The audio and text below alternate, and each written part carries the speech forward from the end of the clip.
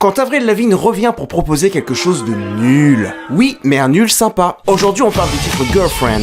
Avril Lavigne, c'est un peu le cliché de l'enfant canadien. Elle joue au hockey et chante à l'église. Elle est repérée à l'adolescence et remporte un concours pour performer en duo avec Shania Twain sur son mégatube You're Still the One. Elle impressionne, alors elle signe un contrat faramineux avec un label et quitte le lycée. Fuck le bac. À l'époque, on ne la connaît qu'à travers des ballades acoustiques. Pour son premier album, on lui propose de rester dans la même veine en chantant de la country un peu mainstream. Le souci, c'est que les Santiago, c'est pas trop son délire. Elle, ce qui la branche, c'est le skate. Et les garçons qui vont dessus. Le projet s'enlise pendant près d'un an jusqu'à ce que le label change de cap. On lui présente alors une nouvelle équipe de compositeurs avec qui ça match. Son premier album apparaît à une époque charnière, juste après l'explosion de la teen pop fin 90 et avant celle de l'emo sur MySpace. Elle devient autant un phénomène musical qu'une figure de mode. L'ère Avril Lavigne est lancée, mais derrière ses quelques riffs de guitare saturée et son look rebelle, il est difficile de la considérer comme une vraie punk. Elle ne reste qu'un pur produit marketing pour beaucoup. Alors, après le succès massif de son premier opus Let Go, elle ressent le besoin de proposer quelque chose de plus intime. Tu veux voir la suite, Canaillou ? C'est par là que ça se passe.